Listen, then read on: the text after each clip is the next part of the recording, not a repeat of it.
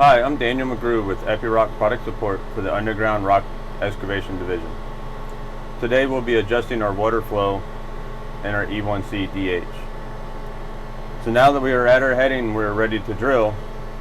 We're going to make sure that we're in drill mode. Take our right controller, rotate it to the left. We can hear our air coming out. Now to adjust our water flow, we take our water knob here and turn it to the left until we get the sufficient amount of water coming out of the bit to flush the cuttings out of the hole. Once we set that, we're good to go. We finish drilling our hole and we are done. Thank you for watching, and for further assistance please contact Epiroc via a dealer or a service center.